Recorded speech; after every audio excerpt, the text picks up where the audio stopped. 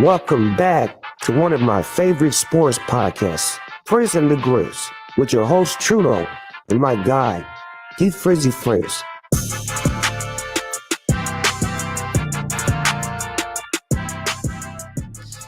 Hello and welcome back to the Frizz and the Grizz podcast. It's your boy Trudeau. Thank you for joining us live October 1st or next day on podcast, Apple, Spotify, all those good places. Hook your boys up, rate, subscribe, review. But thank you for joining us, especially today, because me and D have been doing this thing a very long time, probably too long. But no, I'm just kidding. But today is a very special episode. D, what is it? Can you hear that?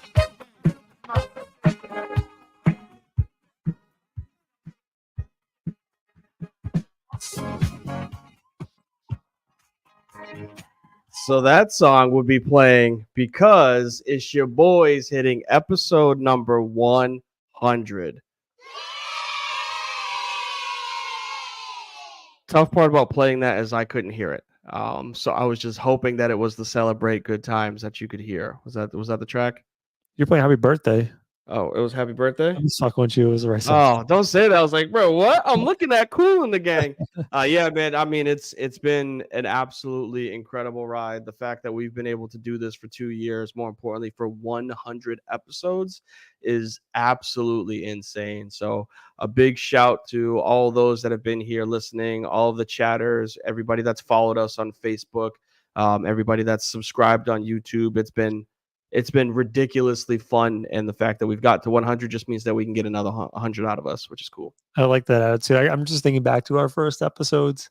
I think our first top 5 was top 5 Gatorade flavors, which really riled the people up. We were talking about Lamar Jackson not getting paid, give that man his money. Yep. His MVP year before he got paid. So when looking at like our first notes, because like this I know. Oh, actually no, I don't have the blurriness. So like this is like full data. First time we went live, like full page. I needed everything written down like crap. When we transition, this is what we do. When we get to this spot, this is what we do. This is episode 100. It's like the difference between, and it was around this time of the year when we kicked off, right? Like we were in the heart of football season a couple of years ago, because we were talking about, like you were saying, Lamar getting paid. So like now we could just get up here and just talk.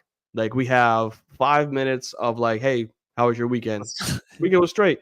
How was your week? Week was good. How does work? Work sucks. I know. You know what I mean? Like we get up there and do that. What do you think you want to do today? We'll do this, this, and this. All right, word. Let's start the show. And it's like the fact that we don't have to do as much research just because like we get to pull up, just talk sports, and then dip out, man. It's fun. Crazy ride. Yeah, it's so easy. It's so easy now. It's incredible. The chemistry and just how good we've gotten. How was your week, by the way? Week was good. Work week was, everybody says it's stressful and whatnot, but work has been pretty straight. We're in Q4 now, so like it's like the tail end of the year. I feel like it's January, February, March, April, May, June takes a while to get through. Then July, you get the cool holiday. August and September, pretty quick. And then October, November, December is like October, November, December. Like before you know, it's New Year. So, the fact that we've been able to get some help at work makes it easier. But like the fact that it's already October of 2024 is just scary that it's almost 2025, man. Shit's flying. We're getting old. Ain't that the truth? My first trip this week to a dispensary. Okay. You've been to one of those? I've been on the outskirts of one, and it was when I visited Denver. So like I've been to the place itself, but I've never been inside where you exchange your license and whatnot to be able to show that you can go there. It's so weird. I don't know. As someone who is just like weed, it's not a big deal. It just felt so weird because I swear to God, dude, they treat the dispensary like it's a high maximum security bank. Well, some of them are actually in banks. There was one in Boston that was inside of an older bank, and like they had all their shit in like the old safe and whatnot. It's hilarious. Yeah, you gotta like show them your ID before they can buzz you in the door and stuff like that. It's weird, man. It's weird. Everything's like behind like glass and counters, and I'm just used to like a liquor store. Like to me, a liquor store is like you just walk in, you look at whatever you want, grab some booze, throw some money, and get the hell out. Yeah, but I mean, we all know the popularity for it, right? So like maybe in 20 more years, you ain't got to go through all these steps. But who knows? If you're gonna be going through a dispensary when you're 50. It's kind of cool though. Like Massachusetts, it's just like you can just go buy weed. My first time just going buy weed at the store. It's like, damn, this is cool. I think they have. Oh no, they don't have dispensaries here. They just have like vape shops. Yeah, you can walk in and get like CBD stuff, but you can't get actual marijuana. That's North Carolina. You just got betting. So let's baby steps for y'all. Very true. Very, very true. Anything south of the Virginia line, a little different down here. Well, speaking of betting, let's talk about something that you lost a lot of money on this weekend. That's the NFL. Let's get it.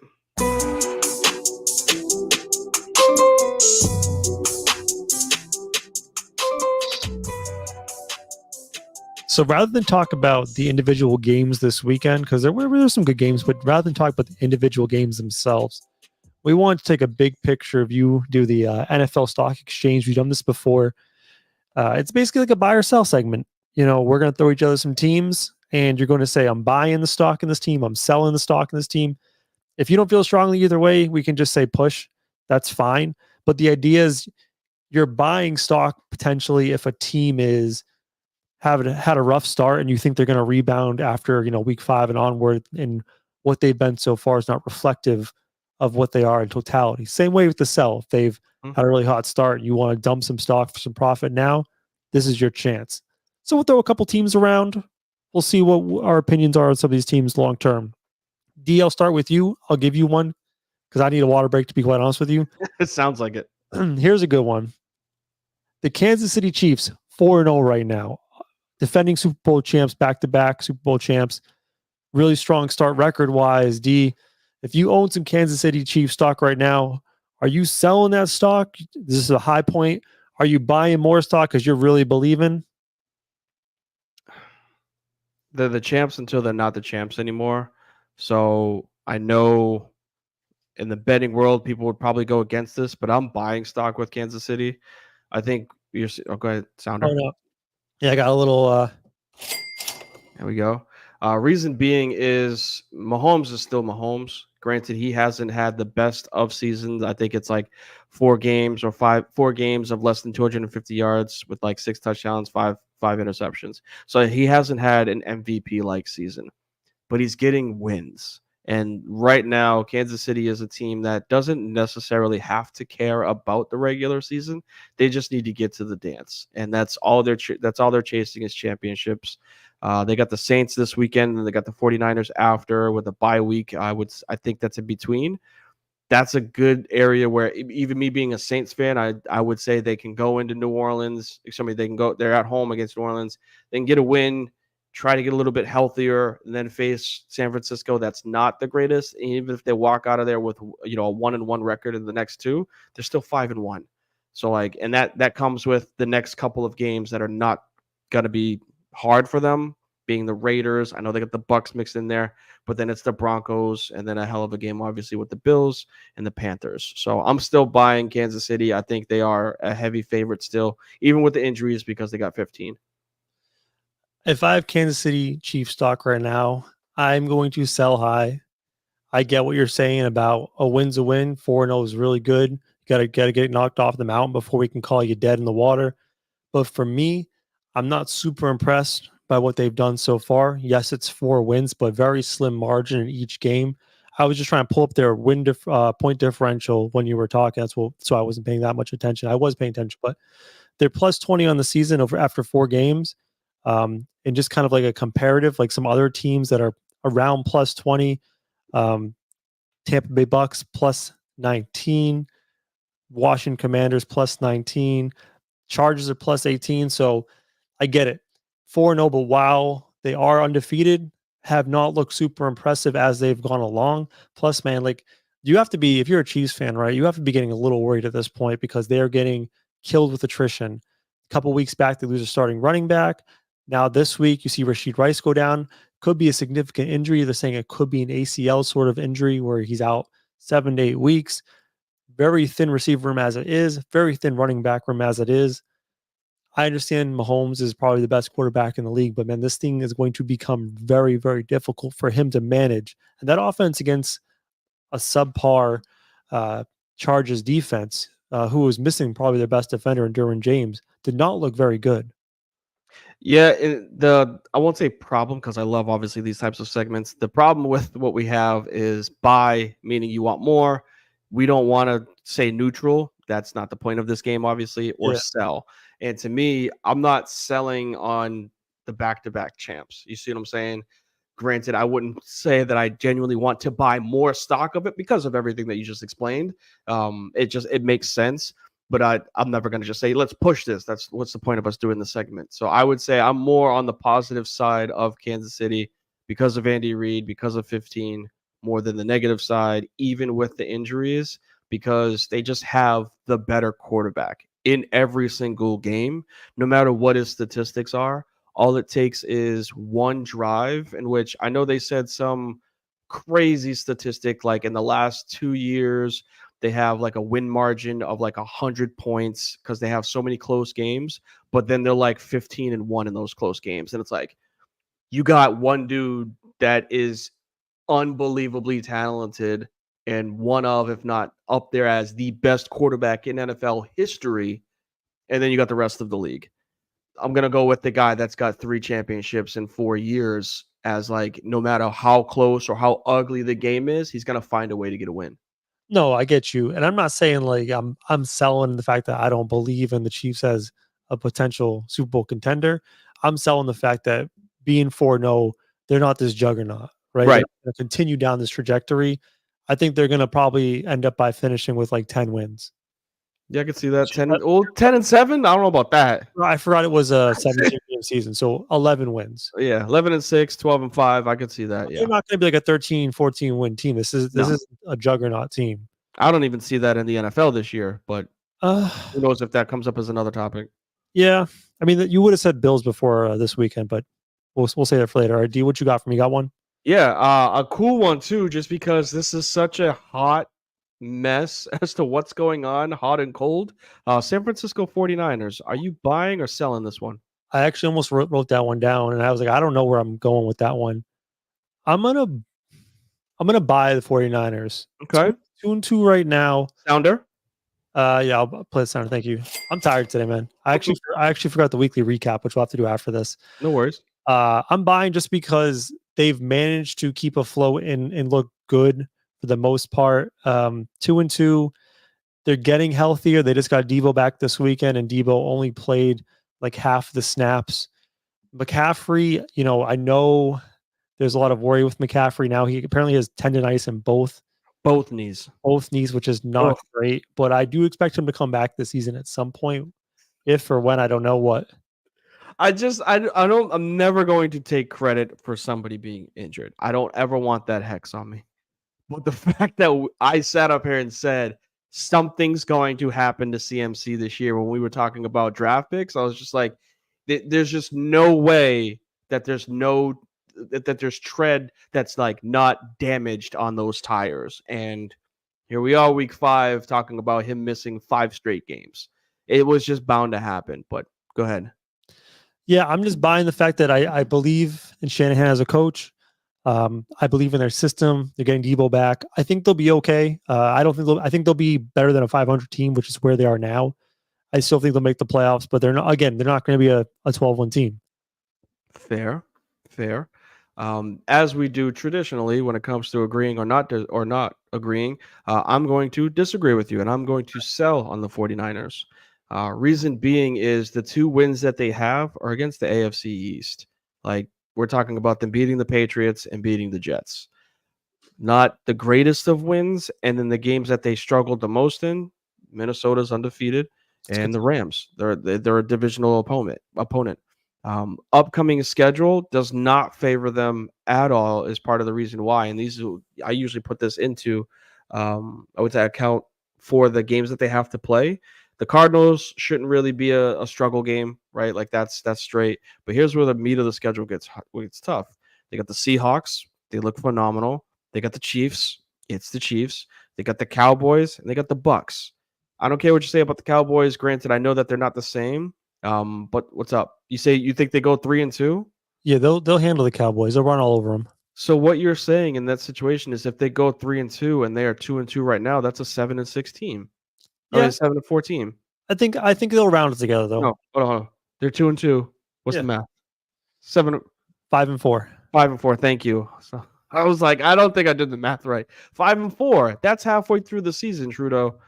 At the end of the day, that means that you are a 9-10 team. 9-9 team. Not good. I don't know. That's what I'm saying. Like you got to do the math for it, and it's just like if they push. I would say push. I'm not gonna say push. I'm not selling. I'm either right. buying or pushing. You're doing the same thing I said with Yeah. Kansas City. I'm not buying. I'm not selling Kansas City because they're champs, and I'm sure as hell not buying the 49ers right now with how bad they've looked. I wouldn't touch that. If I was putting money, I wouldn't touch it right now. Fair enough, but I had to give you the tough one. I know. Here's a good one for you. I know you're gonna buy the shit out of this one. Go ahead and say Washington. Washington Commanders. I'm fucking buying. Go ahead, hit the sounder on that one.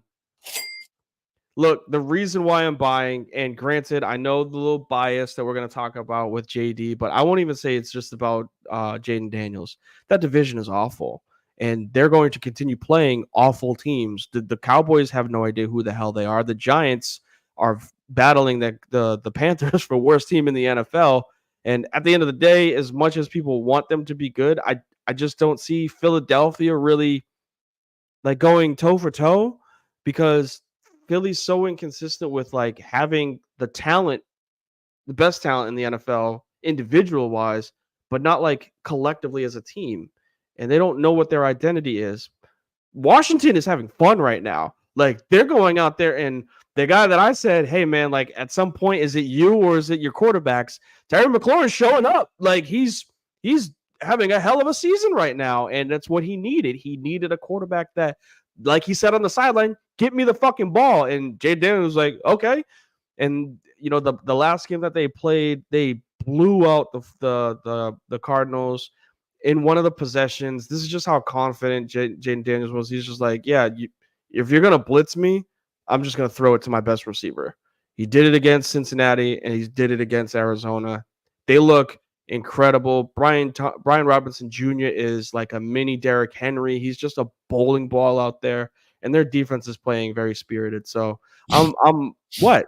Very spirited is a cute way to say their defense is bad, but they're trying hard. I mean, their offense is definitely the focal point of that team. But like, if you're on the field so much because your team is scoring so much, like you got to make stops. And they gave up 14 to Arizona. They gave up 18 to New York. And granted, that was a shootout against the Bengals, but like they had the horses to get the turnovers and they needed. Defense, I'm selling. We're complete opposites on all of these, but I think 3-1's a great start. I'm just not buying the Commanders as this playoff type team. You know, they've looked great offensively the past 3 weeks, right? And it's primarily because they played really bad, like bottom 5 defenses. What do you think they have with the rest of their schedule? I'm just saying, like, let me finish my bad defenses. I want to see them this week against a team that we believe has one of the top 5 or 6 defenses in the league in the Browns. If they can do this against the Browns, I'm buying in on this. Why you give me that face? Browns don't have one of the top. They have good players. Denzel Ward and Myles Garrett are really good, but the Browns are not a top 5 defense. Coming into the season, they were thought of as like a top 5, top 10 defense. Okay. I'll give you that. Well, I'm glad you expanded it to 10 because, yes, I'll agree with you, maybe top 10, but they are not a top 5 defense. They've been playing bottom feeders defensively the past 3 weeks. I want to see the Commanders and what Jaden Daniels can do against a real defense. And then I might buy in with you on the Commanders at that point. But I just don't like that point, though, because like what you're saying is I want to see them be good if they play the Seahawks. They don't play the fucking Seahawks. I want to see if they're good against the Broncos. They don't play the Broncos. Like, that's an unfair like assessment to make. They have to play the teams that are on their schedule. Okay, but I'm not going to crown them. If you want to crown their ass, crown them. All right, fair enough. I'm just saying, like, hey, offense looks great. We know their defense is cheeks. Offense looks great right now. Can the offense keep it? Because if they were going to be a playoff team, they have to legitimately be a top 5 offense. Like, that is the case. Can they continue to be that type of offense against good defenses? Fair enough. You got one for me? Yeah. So let me mark off. You got Washington 49ers. What was the first one that we went over? Kansas City. KC. I just want to make sure that I don't repeat. Just because the game happened last night, and I thought it was a very interesting game as to where you could go. Sorry, not last night, Sunday night. Where you could go with either one of these teams, but I'm gonna pick Baltimore for you. I want to know what you're thinking about the Ravens. I'm buying the Ravens 2-2. You know, they've looked like the Ravens that we expect so far. You know, they are one toe away from being 3-1 against like against the Chiefs in week 1. Yep. I feel like with the Ravens, we're seeing them trending in the right direction. Yep. They've been gaining steam, really finding identity with the run game, dynamic kind of like zone read game with Lamar, Derrick Henry, and they haven't even unlocked the passing game yet, which gives me hope that there's another gear to this offense. Like if teams start to stack the box against this Ravens team, there might be another level they can unlock passing, because we know they have like at least decent offensive weapons with Zay Flowers, Isaiah Likely as the tight end, maybe Mark Andrews, which I don't know what the hell happened to that guy.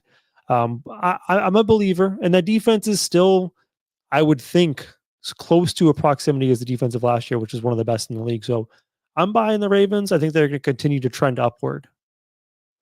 I like this, and this is probably the only one that we might agree on. I would say buy Ravens, and reason being is you kind of hinted on the whole passing thing. They don't need to, and I think I love the fact that people say, I don't give a fuck about your parlays. Like Lamar came out and said it. I don't care if you got me throwing for 200. We're out here to win, and he's throwing for similar like he did last season, a career high 67% from, as a passing accuracy. It's really damn good the way that he throws, and he doesn't need to throw for 400 yards a game. Like he's got the horse that takes pressure off of him, but then people have to worry about him if he keeps the ball, right, in that RPO situation.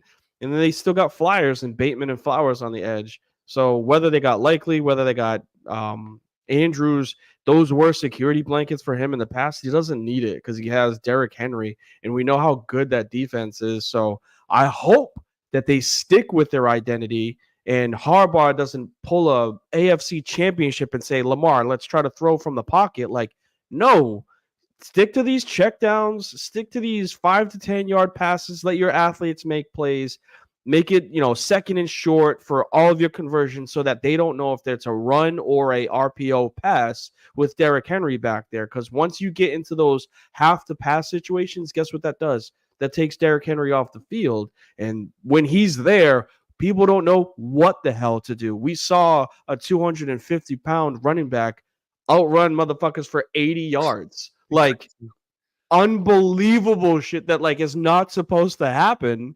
Like that's like Brandon Jacobs-esque, chucking for 80 yards, and Derrick Henry looks like he's still in his prime, which is scary. So yes, I'm buying stock on Baltimore as long as they stick with their identity and don't go out there and try to throw the ball around for 500 yards. Can I throw a hypothetical at you? Sure. So today we saw Devontae Adams the request out. If let's just throw it out there, if for somehow the Ravens are able to trade for Devontae Adams, I don't know what the salary cap implications are of that potential move. They would have to be considered the Super Bowl favorite, right? It goes up there. I think their odds shoot up tremendously if they get a Devontae Adams. And I think you would see a difference between wanting the ball and wanting to win if that happens. I said that he's going to go somewhere that nobody's going to expect, like Cleveland. I mean, Washington would also be a surprise to get a younger quarterback, a dominant wide receiver. I think that boosts their team. I don't know if it ends up going to somebody that's a contender. I don't see that. I joked around and said he was a Kansas City Chief as soon as they put out that documentary about the wide receivers. I was like, oh yeah, he's leaving. He wants out of there. He can't stand Garoppolo at the time that they filmed it. He can't stand anybody in ownership. He went there thinking that he was going to play with his boy Derek, and then they fucking traded him. So he's like, yo, what the hell? Got all this bread, and now he's by himself in Vegas. So I see him going somewhere, like I said, like to the Browns or to the Colts. A random ass team that you're just like, what? Just to get some money and then, leave in free agency once his contract runs out. All right, let me give you. I have 3 written down. I think of what would be the most fun. Just because we had a side talk about this. Someone on this team yesterday. Jacksonville Jaguars. 0-4. They are one of the winless teams in the league. D, at this very, very low price of 0-4, are you buying any Jacksonville Jaguar stock right now? I'm staying away from this one. I'm not buying, I'm not selling. They're 0-4. Yeah, man, this is a team that and I was like, where's all the Trevor Lawrence talk? Like, I know you made some good points about Bryce, but at what point are we going to stop making excuses for Trevor Lawrence not being the second coming of Peyton Manning, which he was dubbed when he was at Clemson, one of the best prospects in the NFL coming out of the draft, like Andrew Luck.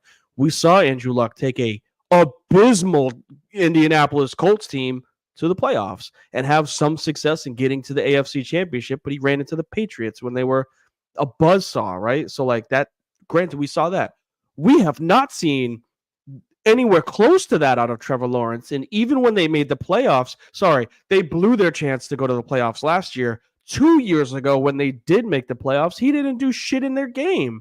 And it's like, at some point, we can't just say, well, it's because he had the worst, football coach in the NFL history. I can't even remember who his coach was before this one. Before Peterson, who was the coach? The dude from Ohio State. Urban Myers? Urban Meyer, yeah. It's because he had Urban Meyer. He can't succeed there. All right, cool. Let's bring in a Super Bowl winning head coach and Doug Peterson. Well, now they're 0-4. Come on. At some point, we got to look at Trevor, especially with this contract that he just got, and be like, when are you going to deliver? When are you going to be the reason why we win? Try and find a comp for Trevor Lawrence, because I think Trevor Lawrence. Daniel Jones. There's your fucking comp right there. Go ahead. No, because that's insulting to Trevor Lawrence. Trevor Lawrence is good and bad. He shows flashes of brilliance. Like, he can put together within a season 3 or 4 games in a row that are unbelievable, and he just falls off a cliff. Or even within a single game, he'll put together 2 amazing drives, one amazing throw. You're like, oh, there it is. But it's just so inconsistent. Is this a good comp? Phillip Rivers. No. No, too good. Awful comp. Yes. Phillip Rivers led the NFL in offensive statistics every single year that he played quarterback. Who is just 1 week can look like a top quarterback in the league, and the next week a bottom 20. Deshaun Watson. They deserve to be. Yeah. They deserve to be together. After that national championship a long time ago. But no, I'm not buying stock on the Jags. I'm not selling because I should have never had stock in the first place. I'm just staying away from whatever the hell is going on in Northern Florida, because it's ugly. They drafted a Clemson running back to try to get some mojo together. That ain't working. Brian Thomas Jr., the LSU wide receiver, looked hot to start. Trevor can't get him the ball now for some weird reason. I don't understand that. Oh man, it's just be better. They on paper should be better than this. Yes, they have a good defense. They have names on their defense. Hearns being their linebacker, and I want to say Jason Allen. It's not Jason Allen. Who's the Allen? Josh Allen. Josh Allen, the linebacker, is nasty. They got names on their defense, and they got good players. Evan Ingram was one of the better tight ends last year. He's been out. Okay, fair enough. I didn't know that. ATN, what the hell? Everybody thought that he was a top 10 running back. No, he is not, right? And Lawrence. I think I'm going to buy some Jacksonville Jaguars stuff. Go ahead, bro. If you want to, be my guest, but I'm staying away from that team. They can't be this bad. They're not going to be a pick in top 5 in the draft. So then what are you going to say you're going to get value out of? What? You're going to get them 5 wins? You're going to give them 6 wins? 7 wins, 6, 7 wins. 6, 7 wins. So that means as good as they've looked for the first 4 games, they're about to rip off winning, if I do my math right. They're only going to lose the next 3 games for the rest of the season for them to get 7. Because they've played 4. No. Right? Yeah, they played 4. If they lose 3, that means they can win 10. They go 7-10. So that means they have to go 7-6 rest of the way. I buy that. Trevor Lawrence is hot and cold. I'm sure they're going to snap out of it and have a couple games in a row where they look amazing, and then they'll fall back on their face.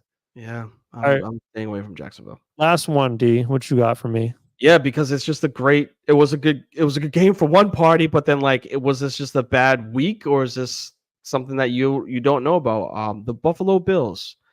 Are you buying stock on this with them being in the AFC East, or are you selling on them still falling flat on their face in big games? I'm buying stock. Okay. You know what though? Like if this was week 10 and they were looking great and the Bills were on top of the AFC East and they lose to the Ravens in week 10, we're just like, that's a great game. Like, awesome. No big deal. I just think it's a blimp. Ravens just had it going this Sunday night. For me, like the Bills, like they have looked great all season. Defensively, they've been solid. And then offensively, they haven't even unlocked that second gear at the passing game. It's been a lot of just James Cook running the ball effectively. I like with this. Not Sunday. What was it, Monday? No, you said running effectively, and I said not Sunday. Not Sunday, yeah. But before that, they've been running the ball really effectively. I'm buying the Bills. I think they'll still be end of the year AFC Championship game worthy. I'm not jumping off my Bills bandwagon just yet. Yeah, even with the little hiccup, I'm just gonna say the same thing. I'm gonna say it was a bad game, not a trend or anything like that. I don't like the fact that in bigger games, Josh Allen just continues to come up short, whether it's the Chiefs or the Ravens. Like that's what's like keeping him from being the top dog in the NFL because he's got the talent for it. He may have lost some bigger names receivers with Diggs being out of there. And Gabe Davis, I think, was the other. But Keon Coleman has shown flash. He's a bigger wide receiver. And I know Khalil Shakir being his slot receiver along with Dalton Kincaid, the tight end. They've showed promise on offense. So I think this was more of just a bad game, not something that would be a trend for them. So, yeah, I would definitely buy some stock on them too. And then we can just both agree we're both selling on the Cowboys. Yeah, get me out of Dallas. No, thank you. That team is abysmal. Yeah, they can't stop a nosebleed. You hate to see that. No, I love to see it. I love to see the Cowboys struggle, just like I love to see Notre Dame struggle. It just makes football viewing on Saturdays and Sundays so much better. It's love to hate. Because I missed the weekly recap at the front end, let's do the weekly recap before we hit up the college football. How's that sound? Cool. Let's catch up on some of the sports headlines from the week. This time for a quick hits with my boy Trudeau. All right, D, a lot of basketball news this week. Derrick Rose retires from the NBA officially. Karl-Anthony Towns traded to the New York Knickerbockers for Julius Randle, Dante DiVincenzo, and a protected Pistons first-round pick. Embiid showing up to media day looking slim, lost 25 to 30 pounds this offseason. WNBA playoffs have kicked off with the Aces and the Liberty playing tonight in Game 2. I think the Aces are ahead 1-0 in that series. Suns versus Lynx are the other series with the Suns up 1-0. In some sad news, a couple of sporting legends passed this week. Dikembe Mutombo passed at 58 years old of brain cancer. It's a really sad story.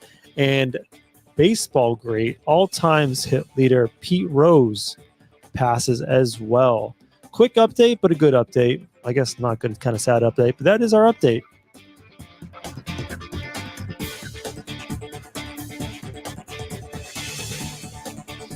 I went really fast this week. I didn't even hit the end part. Yeah, I was just about to say I was waiting for the dun, dun, dun, dun, dun, but it didn't do it. Yeah, it's okay. D, any of those stories you just want to hop on before you get into college football? Yeah, since you mentioned it, it was going to be part of my recap, but I'll just do it again. I won't do it again later on after. Tough, hearing about the news about D Rose retirement. Granted, we know how special of a talent he was. His rookie season, he just flashed right out of the pan, and then a couple of seasons later, he becomes the youngest in NBA history to win an MVP. He literally drove that Bulls team, him, Noah, and Butler against the Cavs for countless years, just like it was 1A and 1B, and LeBron just happened to have the better team at the time during those matchups. So an incredible what-if career. If that knee injury doesn't happen, are we talking about him being one of the greatest players of all time, potentially, just based off of where his trajectory was? So it's just tough. Obviously, I'm not saying like it's tough compared to like all of the other news. Incredibly sad and touching, obviously, with Dikembe and Pete Rose. I'm glad that you talked about Slim Bede. It was good to see that he hunkered down and lost some weight. On the flip side of that, you see that Wemby beefed up 25 pounds. He got Embiid's weight. So maybe, look, we were talking. I had the most hate, and I don't care. I will go out and say I had the most hate for Wemby. I saw one game, one post move from a dude that was like half his size that fucking backed him down, gave him a shoulder shrug, and then dunked on him. And I was like, he's got to deal with that in the NBA every night. And then he came out and had one of the best rookie seasons of all time. So like I'm fully off the Wemby hate train. And the fact that he's out there working to get better and like knows his weaknesses, that's dope. So good for him for gaining weight. Good for Embiid for losing weight, because I think that is a direct reflection to his injuries. So he's taking care of himself to try to stay healthy. And just a question mark, we didn't even touch on it. What the fuck is going on with New York? Cat? I have no idea what the hell that trade was all about. I don't understand it. If I'm Jalen Brunson, I'm pissed off. Like, I took a discount for you guys to keep our team, our chemistry together, and then you traded away two of those people from that chemistry. Like, that's why people say go get your money, because of stuff like that. Like, he may not get a second max contract deal just based off of the way that the NBA goes. With the Knicks, they made their run last year without Julius Randle because he was hurt. All inclination is that they were not going to sign Julius Randle past this year. I don't even talk about Randle. But I'm saying, so from your run, you basically are losing DiVincenzo, who was like a very good 3-point shooter last year, but that's all he's bringing. 3-and-D, what are you talking about? He was the defender he was a lockdown defender on the NBA champion Golden State Warriors. I'm not looking at Dante DiVincenzo as a lockdown defender. But as far as the big depth is concerned for the Knicks, you lose Isaiah Hartenstein. Mm-hmm. Mitchell Robinson is out until at least December, January. They desperately needed help at the big position. Carl comes in. He's going to fill that need at big. And also, you're losing Dante to 3-point shooting, adding that 3-point shooting back in a position that isn't traditionally known for 3-point shooting. So, like, I can see if you're the Knicks, why you approached it this way. On the flip side, if you're the Timberwolves, I mean, I don't like the trade for either team, to be quite honest. Yeah, thank you. Thank you for at least finally saying that. If you're no one won that trade. No. If you're the Timberwolves, like, I understand what they try to do, because they're going to face some crazy salary cap issues going forward. They're going to be waiting to the second apron. So they cleared a lot of salary, moving on from Towns in that big Supermax contract.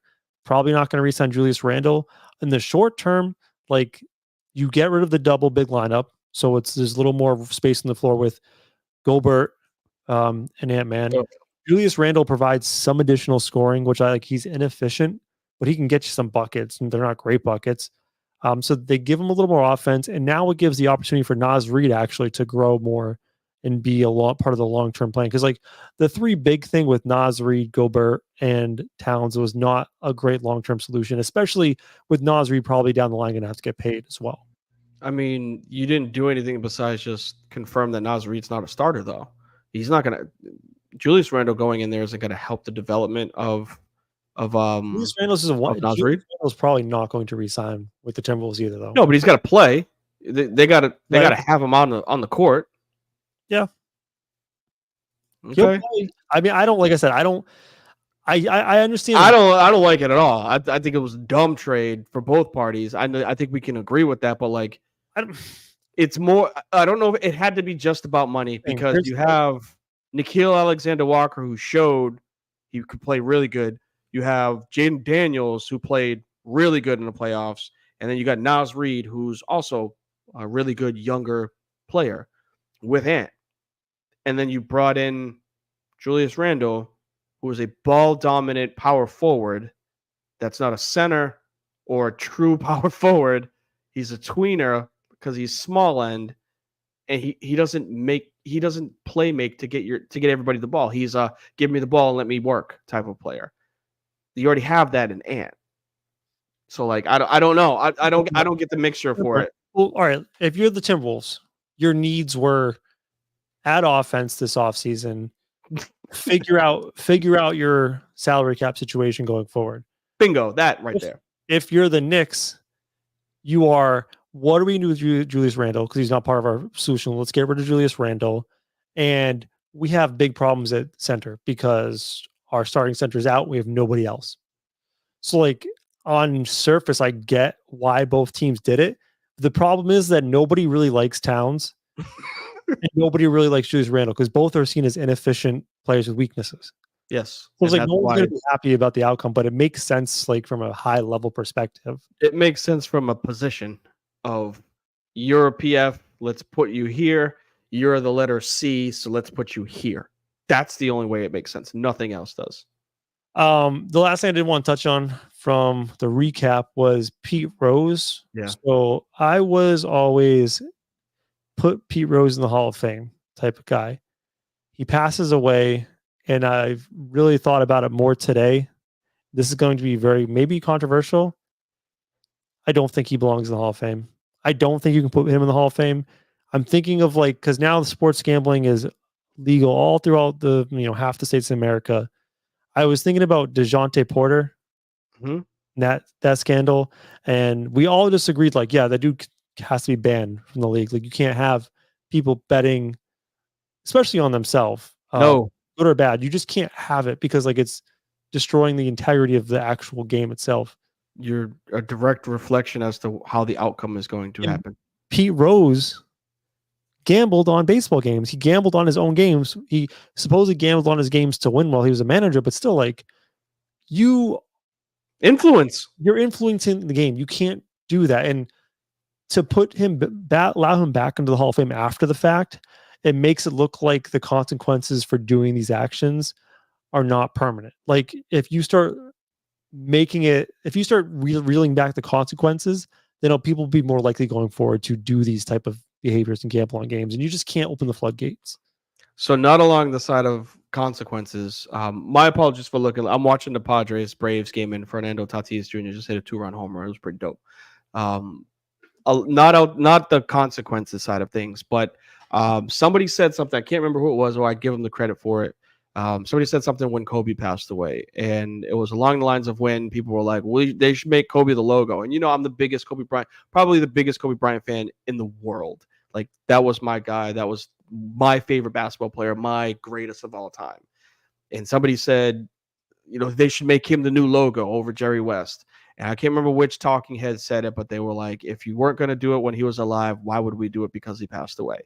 And it's the same thing when it comes to Pete Rose in the Hall of Fame for me. It's just because he passed, we shouldn't then just be like, well, I mean, he's not here, so let's put him in the Hall of Fame now. It's just no, nothing should change. If you're gonna keep out Bonds because of the steroid era, then you can't put in Pete Rose for something where he had. Again, I have the least amount of intelligence when it comes to baseball, but I still know about this. He had a direct influence on the way the games turned out, and he was betting money on that. I don't know how much more against policies and procedures you can go with anything in regarding sports. So that's why I wouldn't, just because he passed away, tough, obviously, and we, respects go to the families. I still wouldn't be putting somebody in the Hall of Fame because of that. The crazy thing is I was reading on it, and apparently they investigated it and found that he was betting between potentially $10,000 to $2,000 a game. And that was back in 1980 something. That's a lot of bread. That's a lot of bread back. Inflation wise, you're talking hundreds of thousands of dollars if that's the case. Whew. I mean, even if you're betting on your own team at that point, you're treating each game like Game 7 of the World Series. Very true. Very true. All right, good closing takes. I do want to talk. That wasn't closing takes. That was a recap. Bruh, I told you. You are ruining this 100th episode. I'm joking. It's about park for the course.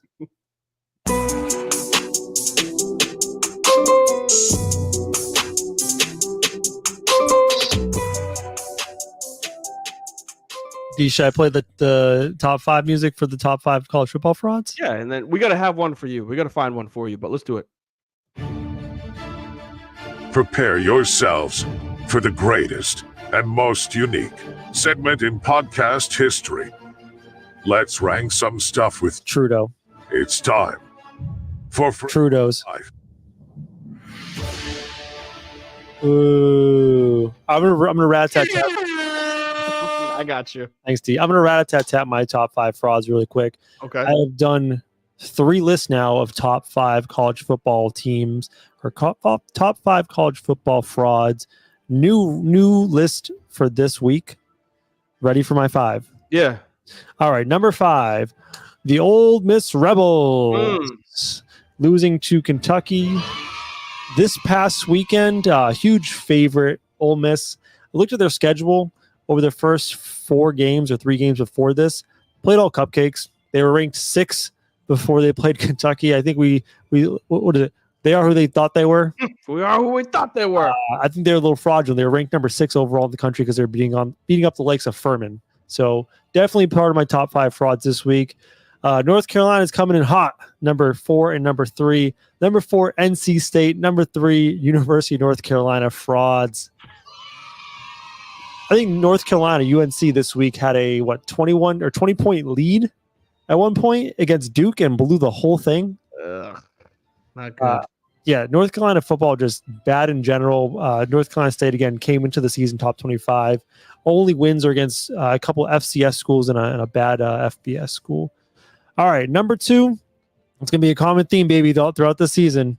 Number 2, not number 1 this week, but number 2, college football fraud, the Florida State Seminoles. 1 win, D. 1 win this season. Again, another loss to SMU this time. It was a big loss, I believe, too. Right? It was like a multi-double-digit loss. 42-16. Yeah, embarrassing. This team, complete trash. At home, no. They were in Texas. I don't care where you're playing. You can't lose by that much points if you were that upset about not making the college football. But like, how much are you beating a dead horse? Like, they're bad. They're bad. They're not really a fraud anymore. Like, we know exactly how bad they are. Listen, until it's your list. It's your list. It's not my list. It's your list. Until someone else comes and dethrones them from being the biggest frauds in college football, they stay up top. Fair enough. But there's a new number 1 this week. Are you ready? Drum roll, please. The number 1 college football fraud is ACC officials. That is great. You saw that end of the game, Miami, Virginia Tech. Who didn't see that debacle of an awful ending to a great game? Virginia Tech played their ass off. Their quarterback, I know it's Kyron Drones, I think it is, like played as best as he could. And the fact that, actually, you go ahead, you do yours, and then I'll give my recap after it. I think my biggest issue, and this is why the ACC officials are the number 1 frauds of this college football week, is that the rule has always been, from now to the end of time, indisputable evidence. You need to stay with the call on the field unless there's indisputable evidence. They reviewed it for like 20 minutes. There clearly was no, all right, let's be honest, not a catch. But it was called the catch on the field. Yes. There was absolutely no video evidence showing that it's not a catch. And they're just like, yeah, not a catch. And they provide zero explanation as to why the call was changed. They just say, no, a touchdown, game over. That's it. Yep. And you know what that is? You know why they're the number 1 frauds? Because someone from the ACC called down and be like, hey, this is our best chance of having someone in the college football playoffs. Can we make sure that Miami still wins this game? It wasn't the ACC that called. Who called? It was the NCAA that called, because they need to have a representation of a good team out of the ACC. This was above the ACC officials. They were like, crap, you guys called this wrong on the field. Wait, before back this up a little bit.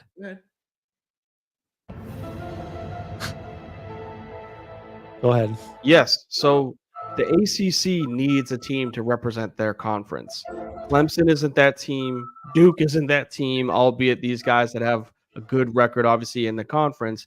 It's got to be Miami, the highest ranked ACC team. And right now, because of that game, right, if they lose, they would drop to a 15th seed, maybe even worse, because Virginia Tech was not ranked. So this call came from the higher ups to be like, we cannot have a 1-loss to Virginia Tech 15th seed ACC team be highly ranked when it comes to college football playoff selection. So you guys need to just call this an incomplete pass and then run off the field. And that's exactly what they did. So you're telling me that the NCAA wanted the ACC and the college football playoffs, and to do that, they gave Miami a W this past week. There's more money when college football has Miami and Notre Dame that are good versus when Miami and Notre Dame are not good. I buy it. I'm hearing that. So yeah, they are the number one frauds of the week. ACC officials. Crazy, awful way of ending that game, man. Terrible. Speaking on college football, because I just had a random question for you. Mm-hmm. We talked about the 12-team playoff, and we're getting to the point of the season where people are starting to put out like playoff projections of like teams that could sneak into the playoffs. Mm-hmm. We obviously know, the SEC will have representatives. I don't know how many. The Big Ten will have some. I guess the ACC now, but you know what I mean? Like some of these big conferences will have representation. My favorite thing, is to see like the underdog. We think a couple years back where UCF went undefeated and we're all bummed out and pissed that they didn't make the playoffs. And, they won their bowl game against Auburn or something like that. But quick note on UCF. They have 2018 national champions on their stadium. I love that. I hate that. So salty. But this opens the door to the 12-team playoff for a team that is not traditionally a group of 5 team to make the playoffs. So I want to go over a couple of some of the undefeated teams to you, and two answers. 1, give me a probable entry for like a 12 seed. 2, which would be the most fun. Ready? So for undefeated teams so far this season, thank you for your service. Army and Navy, both undefeated right now in the American Athletic Conference. This is not a Power 5 school, but like maybe Duke, not traditionally thought of as a playoff team. Actually, Pitt also undefeated at this point, which is kind of wild. I'll throw this in there just because they legitimately could make it as not like a traditional powerhouse. BYU 5-0 undefeated. But back to more of like the spirit of the game. Liberty 4-0 out of the Conference USA. We also have, let's see, UNLV out west 4-0 with an impressive win. Actually, is it really impressive? Well, they beat Kentucky, right? Or Kansas? Yep. Kansas. Okay, well, that's not very impressive. Kansas sucks ass. And I'll throw Boise State in there. They do have 1 loss, but they are 21 ranked overall. Their only losses to Oregon, so we'll forgive them for that. I think that might be it for. And James Madison 4-0. So 2 questions: any of those teams could make the playoffs, and 2, which would be the finest? Yes, because there are 4 teams that are threatening for that 12 spot. The 4 teams that I have, not James Madison, too new, unfortunately. Sorry. They were good last year. Yeah, again, just too new for me. Didn't they put a whooping on someone too this weekend? Probably. They probably put up 70 somewhere. They beat Ball State 63-7. They beat North Carolina 70-50. That was the game I was thinking of. They put up 70. Sorry, go ahead. No, you're good. I'm not buying buying James Madison. Okay, I'm not buying Power 5 conference teams that have to play a championship game. So Duke, no, not in with them. The ACC, BYU, same thing. Not in on them. They're still considered a Power 5 team, even if that's not a team that would get the 12 seed. 12 seed is guaranteed for a Group 5 conference, which would be Mountain West, the WAC, all those other conferences. So the 4 that I have in here, and just the one that's a solid, it's Liberty. They've been threatening for being one of the best non-Power 5 teams in the past 3 years since they had that quarterback. Who's the quarterback that played last night? I do not know. I know they had Malik Willis for a while. That's it. Yeah, Malik Willis. Malik Willis played there, and he started the trend with Liberty being good. So that's the favorite for it. The fun ones that I hope happen the most is Army, just because of the tradition behind it. And look, there's something about that triple option still now, and not even so. I said to myself, I'm going to be in academy school in NCAA football 25, and I picked Army. That's the team that I am. So like I there are dudes on that team just like, yo, I know him. I know David Clark. I don't know him, but like I use David Clark. Like I know that guy. I know Kanye Udo, the tight end, or he's a fullback. So like he goes back and forth. Like I know these guys. I feel like they're my brothers, right? Serving the Army. But they'd be fun to see Army. It also would be really fun to see UNLV. UNLV, because of the whole situation with the NIL stuff that's going down there, I also have skin in the game. One of my good friends that I've known for a very long time, he's an assistant coach at UNLV. So he's been there with all of the shit that's going down with the quarterback. I can't remember his name. Overruined. That's my closing take. Go ahead. Okay. But yes, the quarterback situation at UNLV, he's in the middle of it. So I want to see UNLV cause some issues, and the dude that sits out for the rest of his year, now the team is playing in the college football playoffs. So the backup that went in there, he didn't throw it a whole lot, but he had, I think, 5 touchdowns, 2 on the ground and 3 rushing, something stupid the last game. And then the one that it's not really as fun, but it's against a threat. It's Boise State.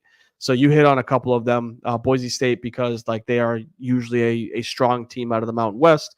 The only loss that they have is against Oregon, so they could go ahead and rip off the rest of their schedule. They got a loss too. I believe it was within a touchdown loss. One possession, yeah. And they have a Heisman Trophy candidate in Ashton Jeanty. He's nasty. I was bring that dude up. He has, for the season, Ashton Jeanty for Boise State, 82 carries after 4 games. 82 carries, 845 rushing yards. Stupid. I'm Boise State in one of my online leagues. I'm Boise State, and he's ridiculous, absolutely ridiculous. So good for them. Those are the 4 teams. The most fun would be UNLV and Army. The guaranteed lock, I say, is Liberty, and then the team that could sneak their way in just because of how good they are is Boise. That makes sense. I would like to see Boise make it. I think Boise would be just the idea of the non-Power 5 school that is threatened in my lifetime for the past 15 years has been Boise. They've always been that team, right? To make it to the Fiesta Bowl, win the Fiesta Bowl. They've always been relevant. So for them to make it the first year they expand it would just be the chef's kiss. Yep. I think the most fun scenario, D, hear me out. Mm-hmm. Week 13. Army Navy game? Undefeated Army. This is undefeated Navy. Winner is guaranteed a spot in the college football championship. That would feed families. I think that would be absolutely incredible. It's not week 13 though. It's 14. They got rid of Army Navy week. It's not a thing anymore. That's bullshit. Yeah, they don't have the standalone game that week. But it's still going to be the most watched game that weekend. I promise you that. So yeah, I would love to see Army threatened for the college football playoff. I think that would be absolutely hilarious. The NCAA hates the military. I hate that. Oh, yeah. Dude, you know what I want to see? Can we make an addendum to the college football playoffs? Yeah, what's up? We'll have a play-in for the college football playoffs. I want to see the winner of the Army, Navy, Air Force automatically qualify. Thank you for your service to the playoffs every year. You are going to uncover something. We didn't just say it here. We did just say it here. What happened when March Madness wanted to expand? The play-in to make the tournament. The play-in games to make the tournament. Hey, man, and there's a lot of money in that. There's a lot of money in one game to decide who can become not the 12th seed, but the 11th seed. The 2 teams that are fighting because they got 1 loss each. They haven't won a championship in their conference, but you want to get that 11th seed.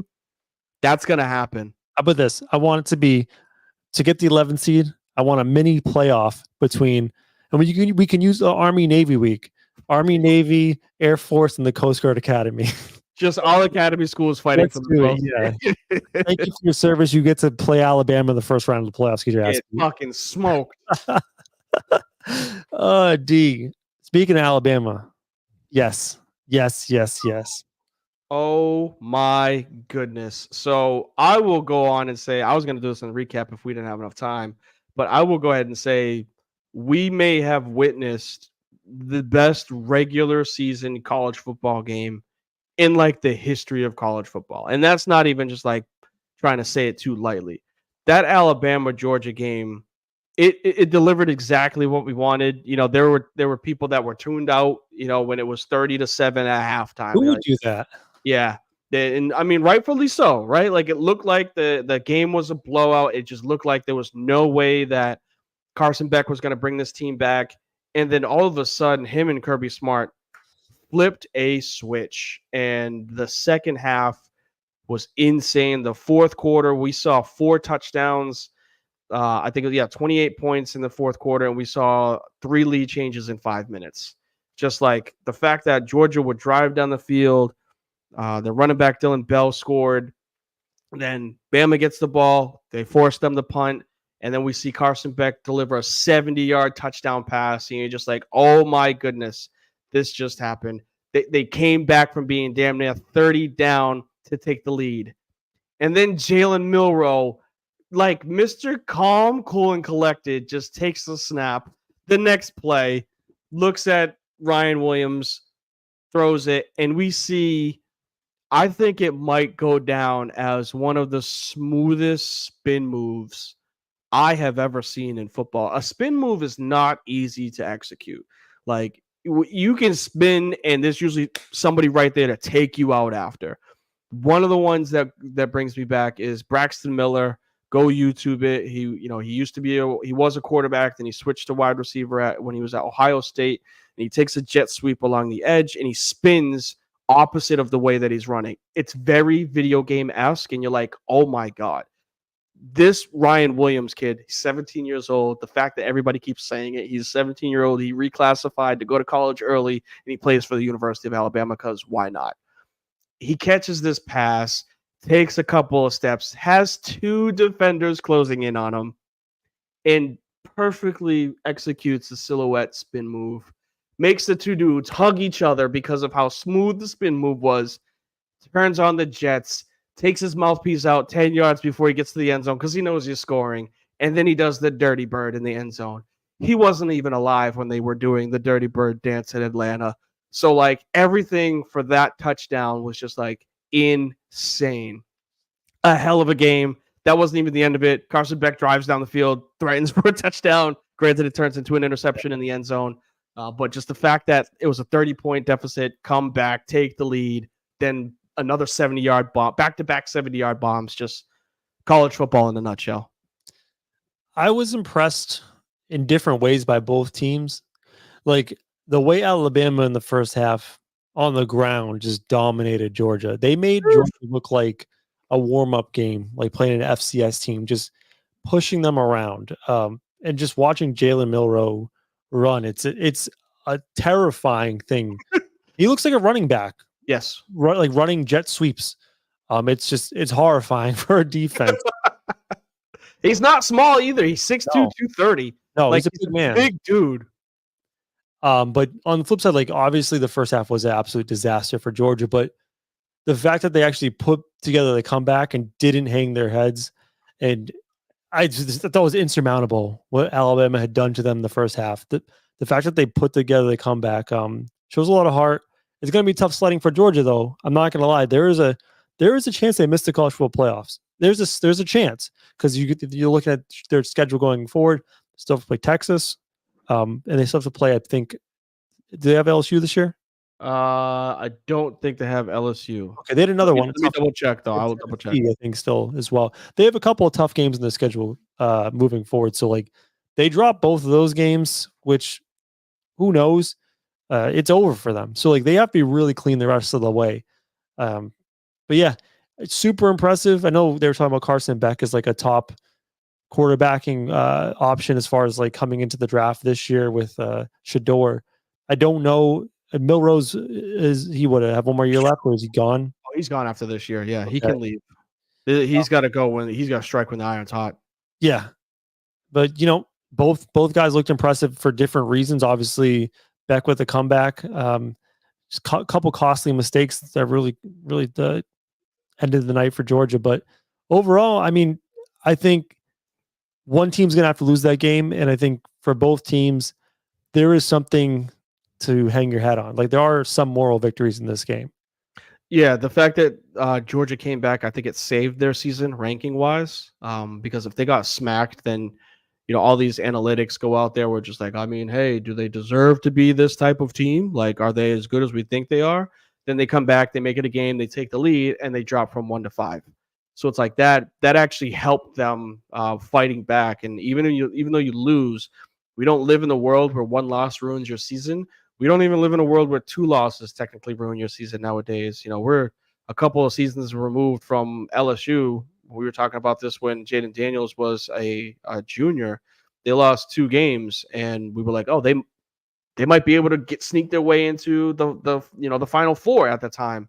And so, like, with it being 12 teams now, you just have to win your conference. If you don't win your conference, because you could lose 5 games and still be a conference champion and a Power 5 team, and you'll be the 5th seed. It's the highest seed top 5, highest seed Power 5 teams that are conference champions winners. So, like, Georgia could lose 3 games, but they're on the opposite side of Alabama in the SEC championship. They win the SEC championship, and now they're the 5 seed. So, like, not to say that they can't get back. You don't want to lose 3 games in college football. It's a different world when you do that. But I think them fighting back show that, like, they're still one of the best teams in the NCAA. Let's not sleep on them, even if they got down early. Can you repeat what it is? It's the top what Power 5 team that makes it automatically? So the top 5 highest ranked conference champions on a Power 5 conference. So let's just say, let me pull up the conferences really quickly for you. You could go 6-6 for some reason and make the conference championship and win it and still make the playoffs. Yeah, based off of what your highest ranked. So that's where that plays into a factor. So it's the ACC, it's the SEC, the Big 10, the Big 12. Okay, so and I think that's actually it. Actually, I think it's just those 4 because Pac-12 doesn't count. So the highest ranked conference champion out of those teams take the first 4 slots. So each team's going to have a conference champion then, because there's only 5. There's only 4, and there's 4 spots. And then at larges will go to highest ranked non-champion teams. So the person that you got your Alabama, you got your Georgia, whoever loses that game is going to most likely be in the top 8, right? And then the last 2 seeds, which would be the 9 and 10, 9, 10, or 11, go to at-larges, who are the higher-ranked, deservable teams. Your Notre Dames, if they get a chance to get in there. Not Boise, they're a Power 5. Your BYUs, right? They don't make the championship game. They lose 1 game to the team that loses the conference championship. I know this is confusing. Man. So here, the BYU is a prime example. Let me pull up their conference. How do we get Army in here? Army just needs to win. They just need to continue winning. But the Big 12 is a prime example because they're a bunch of teams that will lose to each other. BYU is undefeated right now. It's Colorado and Texas Tech, right? Those are the top 3. Let's say BYU loses to Colorado. Colorado plays Texas Tech in the conference championship. If Colorado loses and BYU lost to Colorado, Colorado would have the higher rank, right? Texas Tech would be in the championship. BYU would be out. Okay. Colorado wins, beats Texas Tech, but BYU lost to Colorado. BYU would most likely have a higher rank than Texas Tech. If their only 1 loss was to a team that won the conference championship, but they couldn't play in it, they'll most likely be an at-large team. It's going to be fun. That's all I mean, Selection Sunday is always fun, no matter what. I love this type of stuff. So if I'm too analytical with this, so what? I don't give a damn. Y'all just have to listen to me geek out about college football. Enough geeking about college football. Let's get to closing takes, Gatter, because my ass is getting too old for this shit, and I am tired AF. Yes, sir.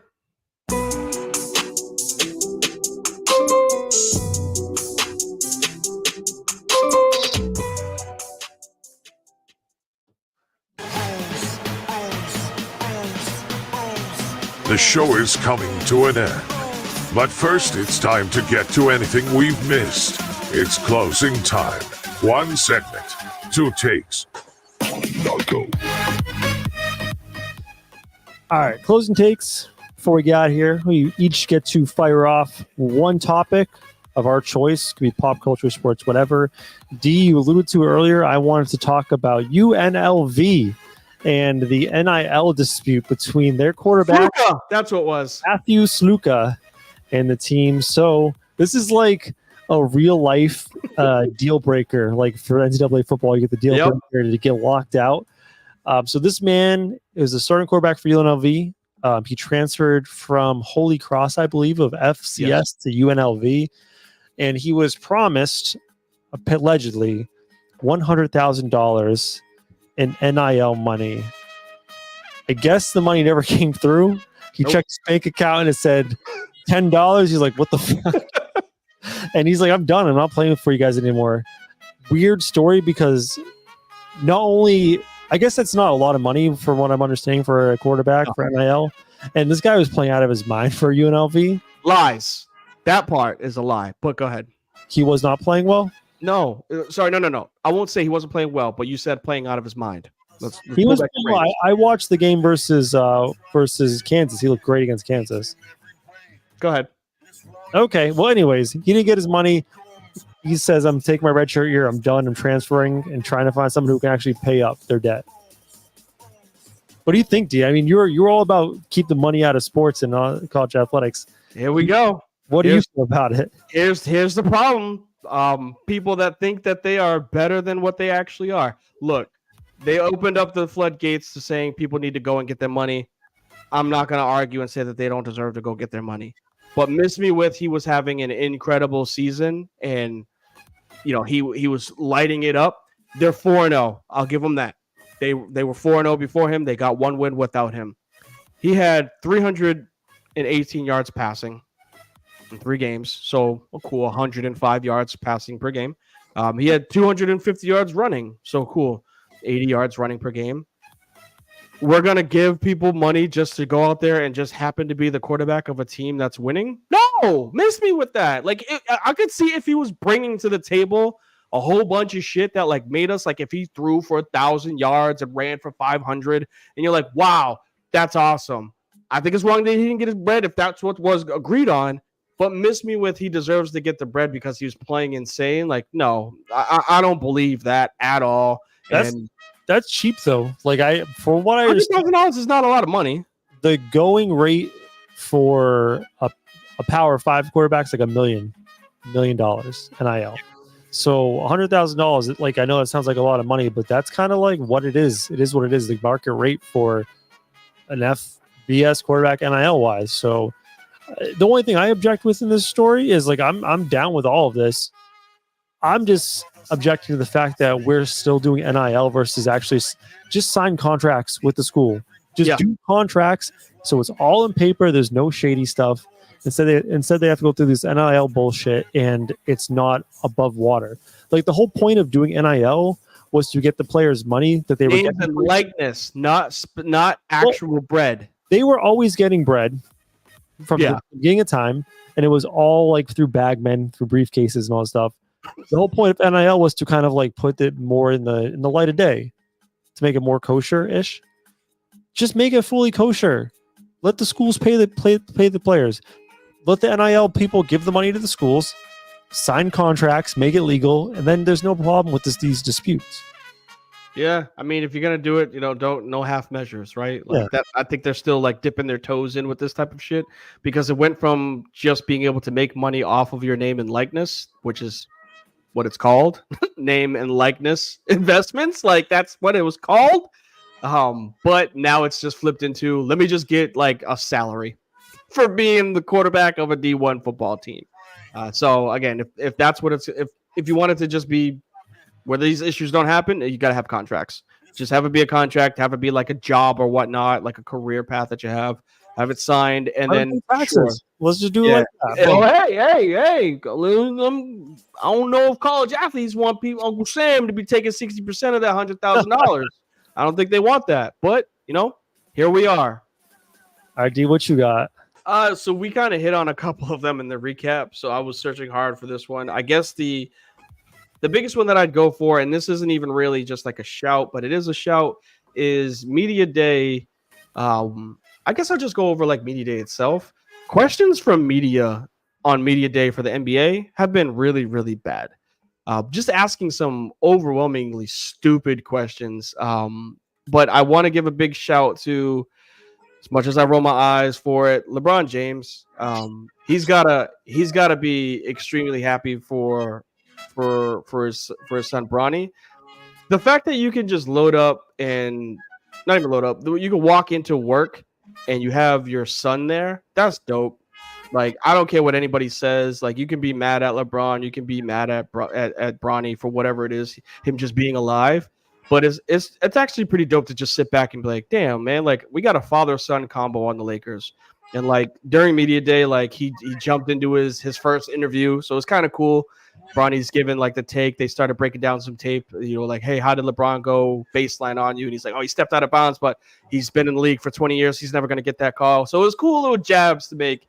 And then like LeBron came in and just like, this is going to be the worst interview you ever have. Like just like back and forth. So it's like that will get people to, at least they should, the right people, to kind of like ease up on LeBron hate and be like, the man really hasn't done shit wrong. Outside of the NBA, he's kind of like a perfect athlete is what you want. And he got a son to be on his team. I don't know how much better that can be for a father, obviously, if you're in his shoes. That's cute. Do you think people ease up on LeBron hate? I think they ease up on Bronny. I think they'll ease up on Bronny's hate. I don't know if they do it with LeBron, but like he's just a kid that's out there just trying to play basketball. That's it. So good for him. Media day has been a flop. But that was cool to watch their interviews. Yeah, media day is usually kind of whatever. I don't really follow it too much. I saw Draymond Green was all up in arms because he was okay.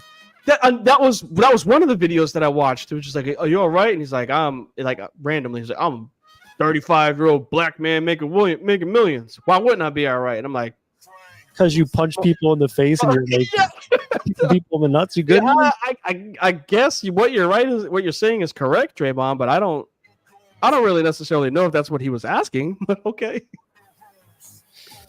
D100 is in the books, my friend. Sure is. My goodness, what a way to get here. I'm sorry that I was not at my peak performance for episode 100. We'll just represent 101 as 100 next week. We'll just make it seem like 100 never happened because you were off your game with the banners, you were off your game with the sounders, you were off your game with transitions, everything today. So we're here now. We'll just say it's 100 next week again. Nobody's gonna know. They'll never know. It back until it's good. Yes, we'll just keep doing the retakes like it's Groundhog Day. D, get us out of here. Of course. I'm actually kind of tired too myself now that you say that. But we always got to close these shows out the proper way. So thank you guys for being a part of this, guys and gals that have been along the ride for the Frizz and the Grizz podcast, episode 100. Absolutely insane. But you guys know where you can find us, especially because it's starting to get a little cool outside. Hit us up, obviously, on the Tuesday nights. You can find us on Twitch. You can find us on YouTube. You can find us on Facebook. Those are the three major platforms. But we're also on X, formerly known as Twitter. All right. We don't have an Instagram. We don't have a TikTok, none of that. But we have a website, and it's at the bottom. You can find us at frizzandthegrizz.com. Also, Wednesday mornings, if you're riding into work, you're sick of this traffic, you don't want to deal with it, you can listen to us talk randomly about sports. Apple Podcasts, you can find us on Spotify or any other platform that you get your podcast from. When we getting up out of here, whole bunch of stuff going on. So I got to say it because we always say it. Be a friend. Say something nice. You never know what it could do for someone. Please make sure to take care of y'all mentals. Make sure to take care of y'all physicals. Take care of y'all chicken. Take care of y'all children. And we will catch y'all.